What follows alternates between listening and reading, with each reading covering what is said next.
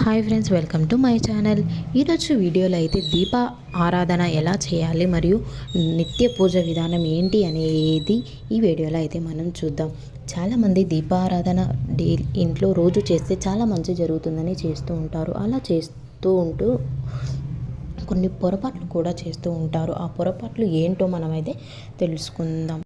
చాలామంది దీపారాధన సమయంలో ప్రమిదలలో ఒత్తులు వేసి నూనె పోస్తూ ఉంటారు. అలా చేయకుండా నూనె పోసిన తర్వాత ఒత్తులు చేయాలి. అలా చేస్తే మంచి జరుగుతుంది. ఇంకా చాలామంది స్టీలు ప్రమిదలలో దీపారాధన చేస్తూ ఉంటారు. అలా చేయడం మంచిది కాదు. ఇత్తడి ప్రమిదలలో కానీ, మట్టి ప్రమిదలలో కానీ, వెండి ప్రమిదలలో కానీ దీపాధారణ చేయడం వల్ల మంచి జరుగుతుంది.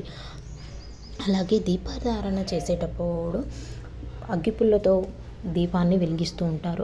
అలా వెలిగించకూడదు. అగరబత్తితో మాత్రమే దీపాన్ని వెలిగించాలి.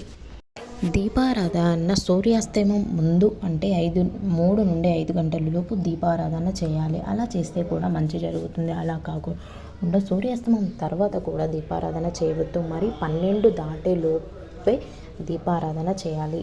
ఇంట్లో వీలు కాని వాళ్ళు 12 లోపు దీపారాధన చేస్తే చాలా మంచి జరుగుతుంది. దీపారాధన చేసేటప్పుడు ప్రమిదలను కడగకుండా ఒత్తులు మార్చి దీపారాధన చేస్తూ ఉంటారు. అలా చేయడం మంచిది కాదు. ప్రమిదలు కడిగి దీపారాధన చేస్తే మంచి జరుగుతుంది. అలాగే సూర్యాస్తమయం ముందు దీపం వెలిగించి మనం కోరుకున్న కోరికలు దీపం వెలిగించి కోరుకుంటే నెరవేరుతాయని, తూర్పు ముఖంగా దీపాన్ని వెలిగించడం ద్వారా గ్రహ దోషాలు తొలగిపోతాయి. పడమటి వైపు దీపం వెలిగిస్తే రుణ బాధలు అన్నీ తొలగిపోతాయి. అలాగే ఉత్తరం దిశ కూడా దీపం వెలిగిస్తే ఇంట్లో సిరి సంపదలు, వివాహం లాంటివన్నీ ఇంట్లో మంచి అనేది జరుగుతూ ఉంటుంది. దక్షిణం వైపు దీపం వెలిగించకూడదు. అలా వెలిగిస్తే ఇంట్లో కష్టాలు, అనేక బాధలు అనేవి కలుగుతూ ఉంటాయి. ఇంట్లో వాళ్ళ ఆరోగ్య పరిస్థితి కూడా బాగుండదు.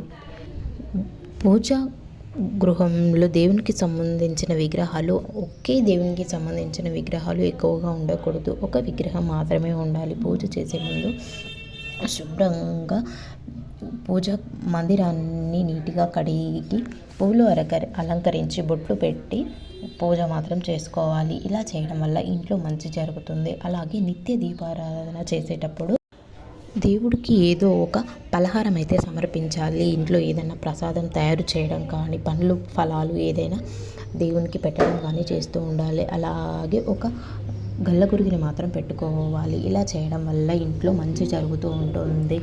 కలశంలో అయితే నీళ్ళు ఎప్పుడు పెట్టుకోవాలి. కలశానికి 5 బొట్లు పెట్టి దేవుని ముందు ఉంచాలి. దాంట్లో నీళ్లు పోసి దేవుడి ముందు ఉంచాలి. ఇలాంటి మరిన్ని వీడియోల కోసం మా ఛానల్ని సబ్స్క్రైబ్ చేసుకోండి. Thank you for watching.